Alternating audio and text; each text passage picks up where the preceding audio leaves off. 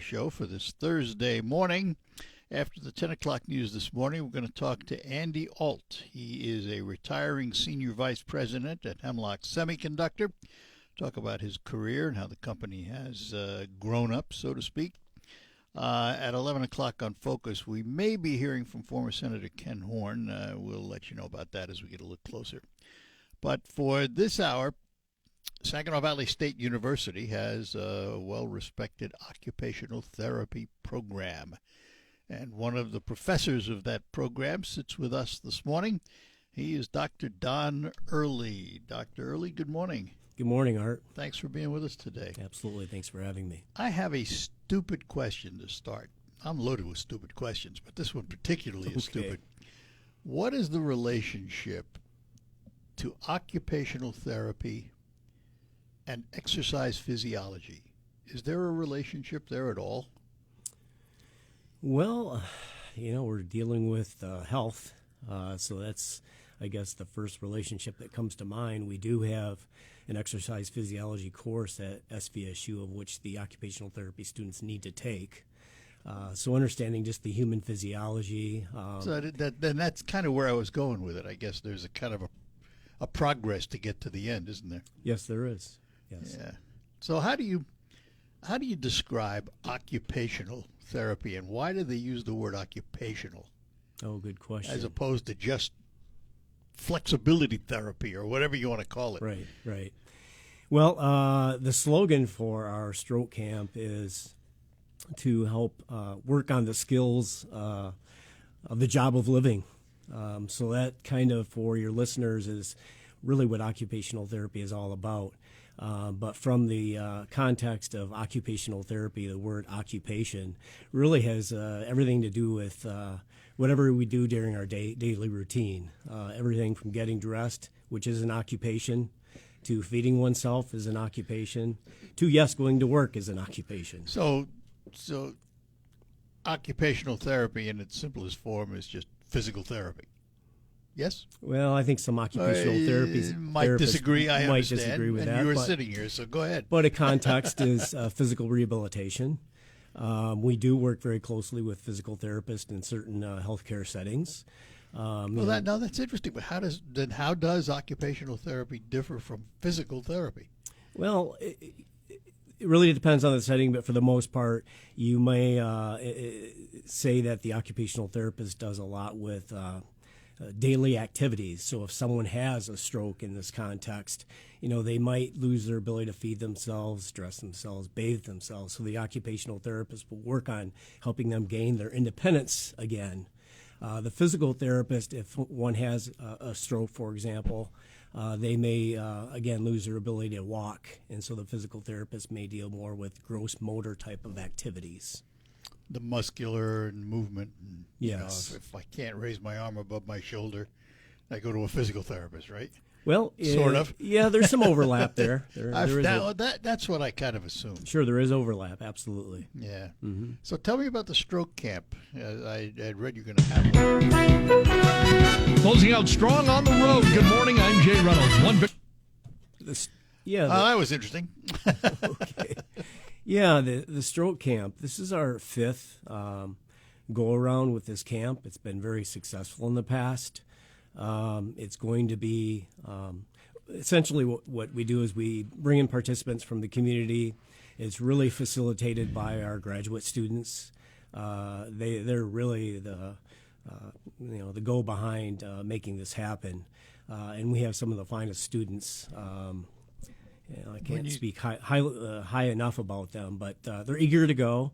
We're going to try and get one student to one participant, and basically it'll be very closely supervised by myself as well as Katie Schultz, who is our lab coordinator at Saginaw Valley State University, and we'll have a couple other occupational therapists in the area. You mentioned graduate students. Do you have an advanced degree program in occupational therapy at SVSU?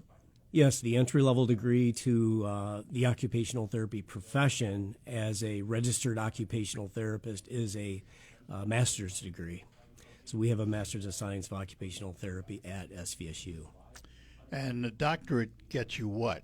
obviously get you to professorship, but but besides that, I mean, what is involved in a doctorate program? Yeah, so some programs have opted to go for an entry-level doctorate in occupational therapy, and essentially it adds a number of months onto the curriculum for the student, and they do a capstone project. So in a nutshell, they'll have to do something very, something that interests them in terms of setting a population of individuals, come up with some type of a program plan, and then implement that program plan. So that's in addition to the master's level, is that capstone project. So how big a program do you have at Saginaw Valley State University? We have a fairly good-sized program. We have changed our curriculum to where we take 2 cohorts in per year. Each cohort, we can take as many as 30 students. So per year, we can take 60 students. And it's a 4-year degree for the basic, just for the first. So you can enter our program with an undergraduate degree or without an undergraduate degree. Oh, really? Yes. You do have to have about 3 years of undergraduate coursework, specific course prerequisites, 90-some hours, and you can apply directly to the master's program, which is about a 2.5 year program. So if someone has, if a youngster getting into college for the first time has an interest in occupational therapy, do they study almost like pre-med or it's similar? I would say it's a little bit more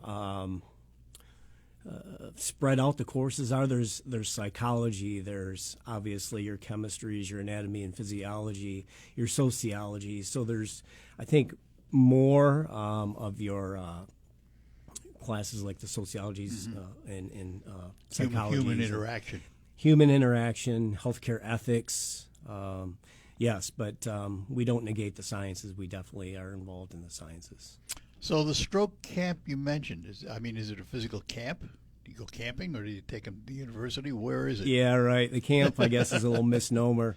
So it's housed on the campus of Saginaw Valley, and it's in Bashan Hall, where we have the Crystal M. Lang College of Health and Human Services.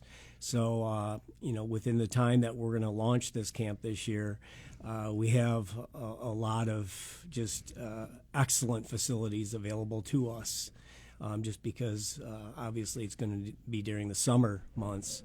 So yeah, that's the physical location, and the camp runs from 10 a.m. to 3 p.m., and it will be Monday through Thursday, so it'd begin June 29th through July 2nd, and then we take off for the Independence 4th of July holiday, and then we resume on Tuesday, July 7th through July 10th.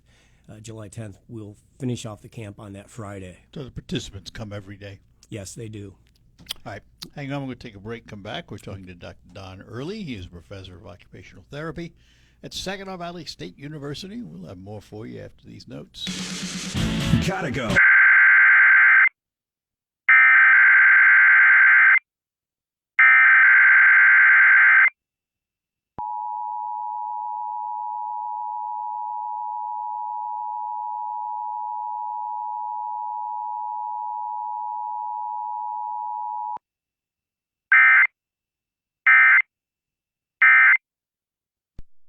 This is a test of the emergency. All right, we're back with you in studio with me, Dr. Don Early. He is a professor of occupational therapy at Saginaw Valley State University, talking about that department and also their stroke camp coming up at the end of the month.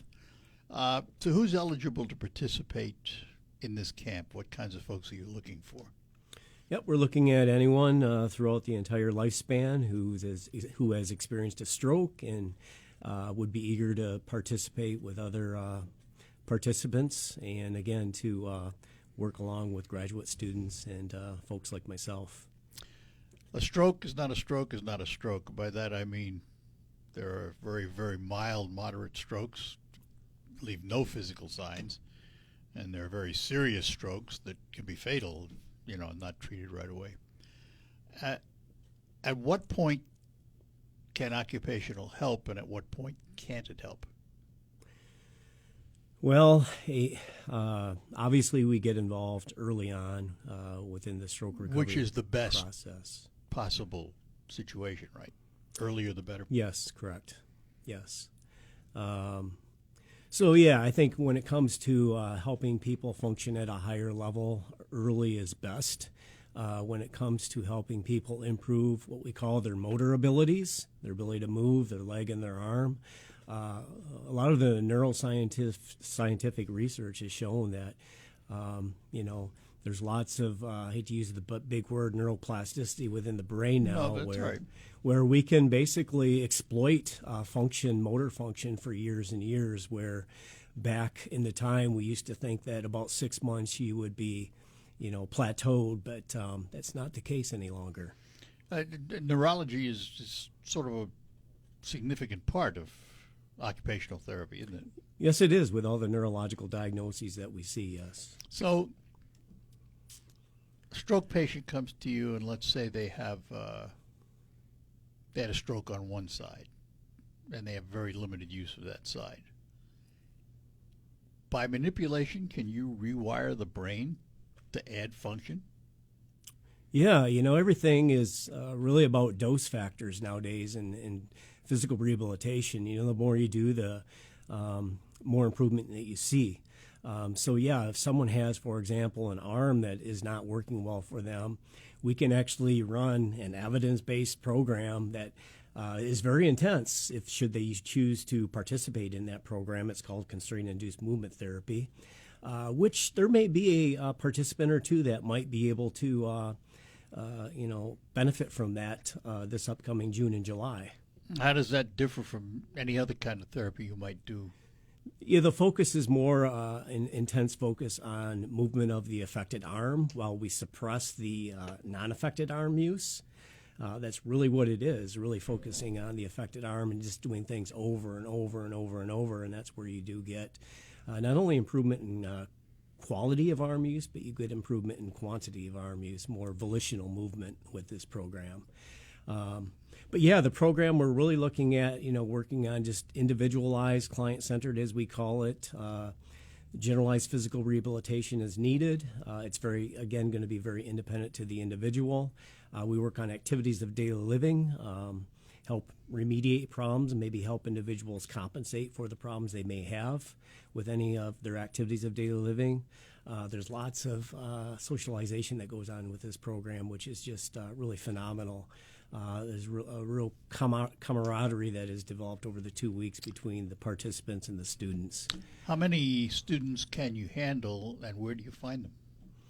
Yeah, well, we have our students. We have I think 3 tiers of students now. From those have went through the 2 what we call graduate neurological courses. Those are the ones that are the students that we go after to run this program. And then it's all voluntary. So these students are doing everything voluntary. It's voluntary for the 2 weeks. And we kind of just put out a little, announcement out there if anyone's interested. And lo and behold, we got 18 very eager, passionate students wanting to, help the participants out as we go through this program. Mm-hmm. And the folks that are receiving the treatment, where do you find them? We find them through marketing efforts, through like your radio program. How many can you handle? 18. We're looking for 18. 18 stroke victims. And there are qualifications to come into this camp, right? Yes, there are qualifications. So give us an idea what those qualifications Yeah, would be. generally, you need to be able to take care of your daily needs. You need to have your own transportation. Bring your own lunch, even though we will have a couple luncheons where it will be, kind of a group interactional type of thing. You do have to have a healthcare provider's or a physician's consent to participate. That would need to be brought the day number 1. So those are kind of the guidelines. Now we would be open to taking anyone that would like to participate that has some other form of disability as well. So that it is a stroke camp, but it is open to other individuals. Any charge to participate? It is a free camp. Yep, it's free participation, but What we do ask is that there's a commitment through the 8 days of the camp. Yeah. How does insurance treat occupational therapy? I think like any other healthcare profession, I think there's ups and downs with insurances, but for the most part, it's always something that's discussed and discussed and talked about. But for the most part, when it comes to the medical model, I can speak for. A lot of your general insurance companies will pay for, depending on the policy, a number of visits to a therapist, or it kind of depends on the policy. And is it something that needs a referral from a practitioner, or can someone who thinks they need this kind of therapy just show up? Yeah, generally speaking, from an occupational therapy perspective, especially if it's going to be paid by an insurance company, you definitely need a physician's referral. Yeah, it's that paid by the insurance company that gets in the way all the time, isn't it? Correct. Yes. So, it's amazing today. So let me ask this. You've been at this a long time, Don. How has occupational therapy changed from the time you got in it?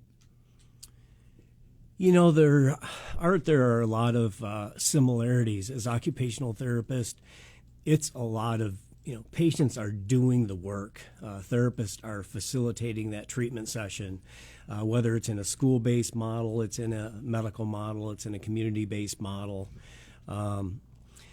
So I would say the scientific evidence has changed a little bit, or quite a bit. Where back in the days we might use theories as an example, but now there's so much research that is out there relative to the efficacy of various treatment models that we can now go into a direction, rather than hope for the best, we can go into a direction where we're expecting, positive change with our patients by using evidence-driven practice. How much of it is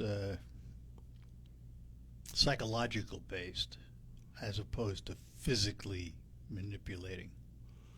Yeah, I like to say the art of occupational therapy is a lot of that patient-therapist relationship where there's a lot of psychological implications. And having said that, the occupational therapist also gets into working with individuals who have mental health concerns, behavioral concerns, and we work on, again, as I said, work on the skills for the job of living. If they want to go out into the job, and they may need certain job skills, we might working on those job skills, working on different skills to allow them to be successful in what it is that they want to go out and do. All right, we're going to take a break, come back. We're talking to Dr. Don Early from the Saginaw Valley State University Occupational Therapy Program and their stroke camp coming up at the end of the month. More ahead on the Art Lewis Show. Send someone now. The Art Lewis Show, talking to Dr. Don Early from Saginaw Valley State University. We were just kibitzing during the break about backgrounds, and you asked about my engineering background. I once, many years ago, loaned my Keffel and I can't even say it now, my K&E slide rule to the university because they put it on display for engineering students to see what it used to be like. Okay. In the days when I went, if you're an engineering student, you had a slide rule hanging off your belt, I see, yeah. And those were the days. What got you into occupational therapy? Well, what got me into occupational therapy, I was one of those students that was kind of drifting from one major to another major, and I knew I wanted to get into healthcare, but really didn't know what healthcare degree I wanted to go after, and I just happened to run into this thing called occupational therapy, and I had looked at the courses that I had taken, and I had all the prerequisites to apply for a program in Ypsilanti, Eastern Michigan University, and Yeah, my son's graduated from there. they got me into the program, and it was one of the better choices I've ever made. Absolutely. So you didn't go in saying, boy, I woke up one day, I got to be an occupational therapist. Wasn't me, The no. coursework trapped you, Yes. so to speak. Yes, yes. You find that happens today, too? Is it difficult recruiting students to go into occupational therapy? Traditionally, no, it's not difficult. And usually the student that does come to us has had some experience with occupational therapy, and it's, motivated them to then look at that as a... Boy, that's true of a lot of things in human sciences, isn't it? You have Yeah. a family issue, and you've watched a loved one suffer, and maybe you're a caretaker. It kind of rewires you to do things, doesn't it? I think it does, does. yes. Mm-hmm. Makes for good occupational therapists, though, because they come in with a motivation, don't they? Uh-huh. We deal with motivated students. That's the nice part, yes. What's it like, from a workload, what's it like being an occupational therapist? What's a day like? Is it more like a doctor's office, or is it, more hands-on? There's lots of hands-on. So in the medical model, if you work in a hospital setting, you're going to be, seeing a patient every half hour or a patient every hour. You're in an outpatient model where people come to you. You might be dealing with one or two patients at a time for maybe up to an hour, and then, each successive hour after that.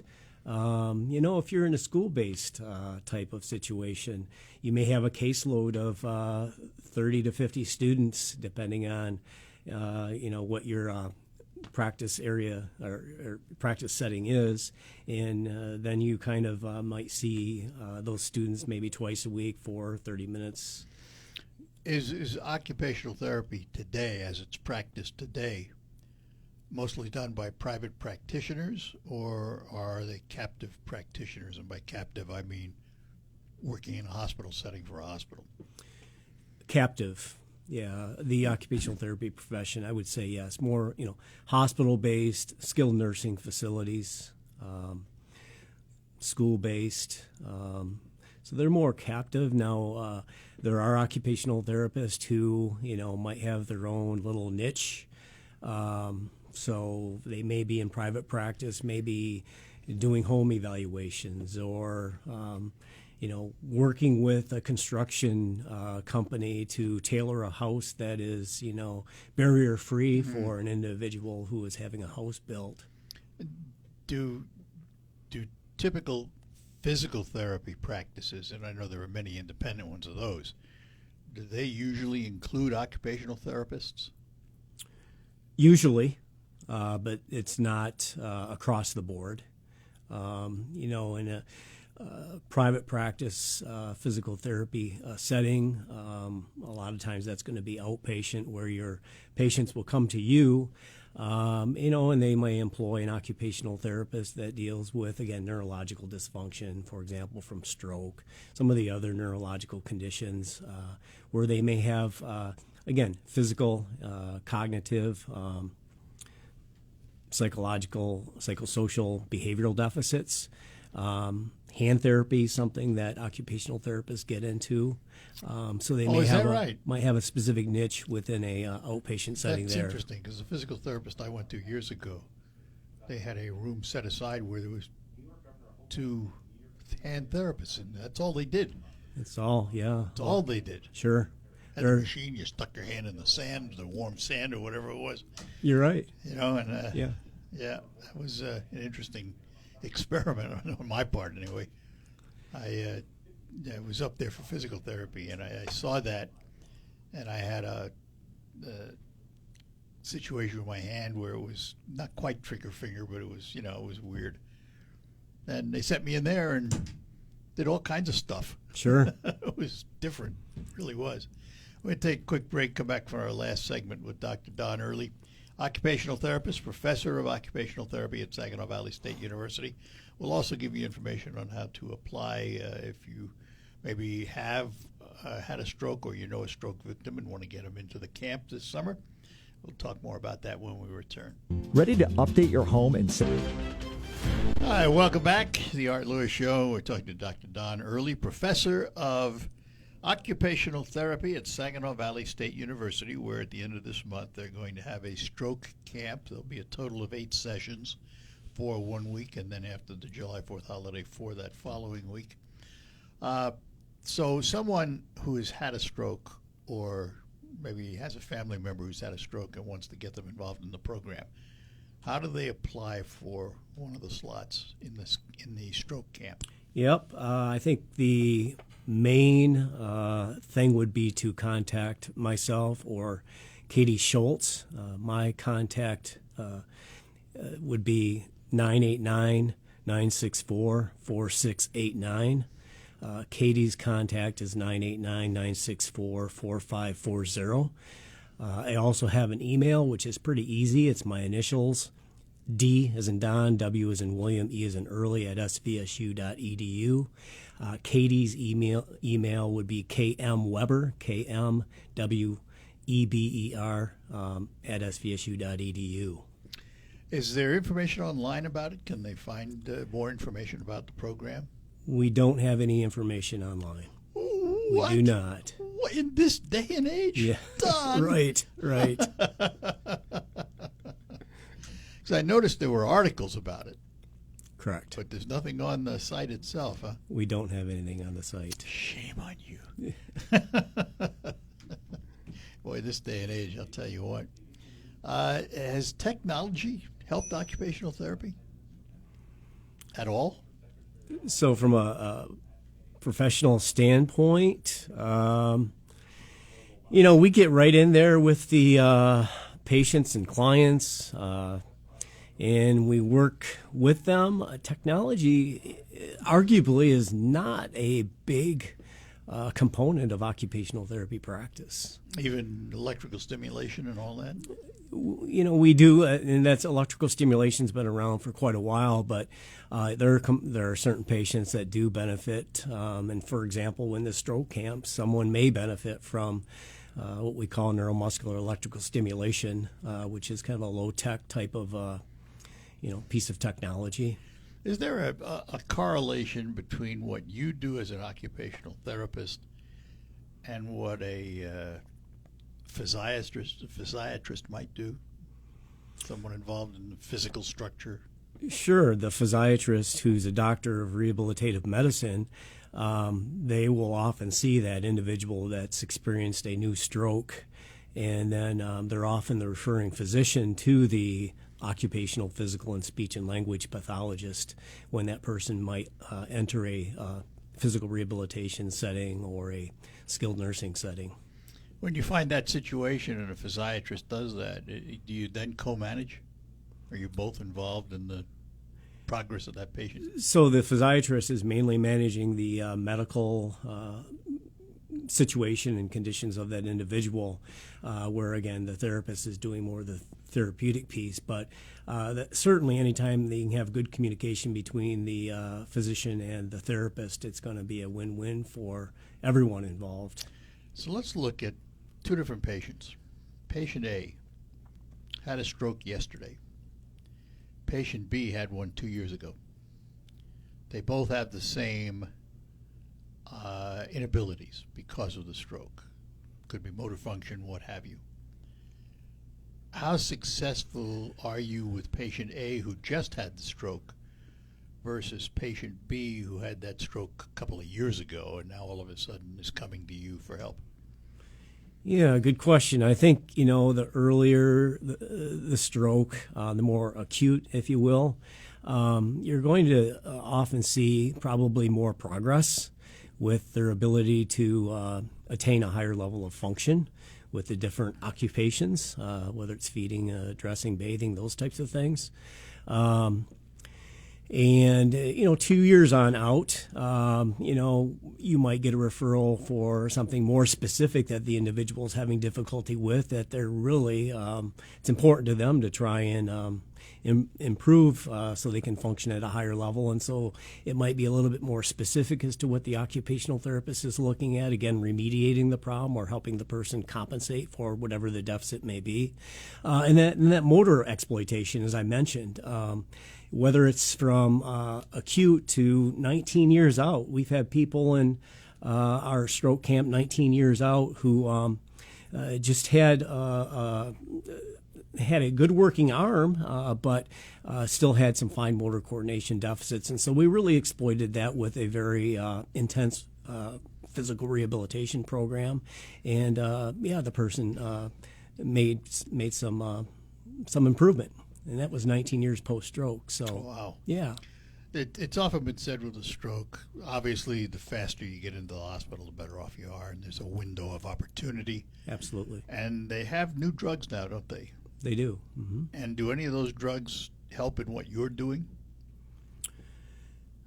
Well, I think indirectly and secondarily they do. If the person, I'm thinking of a certain drug within that 3-hour window, as you mentioned, if they're given that clot buster drug, it can have significant ramifications in terms of, future functional abilities, which obviously has a interplay with then the occupational therapist that will deal with that lower level of function or that higher level of function. All right, so let's remind everybody again when the camp is, the stroke camp, and where. I can do that. So it's at Saginaw Valley State University. It's in Bashan Hall, which is in one of the newer buildings. It's housed within the Crystal M. Lang College of Health and Human Services. So we have some very dynamic physical facilities. It will be run from June 29th, which is a Monday, through July 2nd, which is a Thursday, from 10 a.m. to 3 p.m. And then we'll take the Independence holiday off, and then we'll come back that following Tuesday on July 7th, go through Friday, July 10th, and then that will be the day we conclude the program. Again, it's from 10 a.m. to 3 p.m. on those 8 days. So when you work with someone for that amount of time and then the program is concluded, do you send them home with exercises that they should do? Again, so to speak. That's the nice thing about this program. Everything is very individually and tailored to the individual. They will be engaging in, different adaptive leisure pursuits, but it's very individualized. Yeah. So the answer is yes. The students as well as the faculty will be devising home programs, especially if that's something that the individual who's participating would like. Well, Don, thanks for being with us today and talking about it. We appreciate it. Thank you for having me. Learned a lot. First, I learned the difference between the various therapies. Okay. We appreciate it. Dr. Don Early from Saginaw Valley State University. Let me take just a moment to talk about potholes. I know I don't want to, but I have to, because they are every place. And if you keep hitting them with your car, you're going to knock yourself out of alignment. And it's important to have that alignment checked. And our friends at Quick Lane Freeland are offering you a complimentary alignment check on your vehicle. They'll put it up on the hoist, and they'll take a look at it, and they'll tell you if you need to have anything done. If not, it's absolutely free. You can stop in at Quick Lane Freeland on the McDonald Ford property. If you wonder how important alignment is, I've asked John from Quick Lane Freeland to talk about it. If your vehicle's wheels are aligned correctly, it will not pull to the left or to the right when driving. It also prevents improper tread wear, so your tires last longer. A wheel alignment should be checked often because normal steering wear and tear can cause your alignment to go out, in addition to potholes and railroad crossings. A correct alignment also reduces rolling resistance on your tires for better fuel mileage. And don't forget the safety factor, too. And if you need tires, don't forget that Quick Lane Freeland offers all of their new tires at just $5 over cost. Quick Lane Freeland, part of the McDonald Ford complex, 2 names waiting to help you with all your automotive needs for 2026. Big insurance, big pharma. I talked to Andy Alton. He is an HSC Senior Vice President who's retiring. Talked to him about his career and more following the news here on WSGW. Broadcasting from the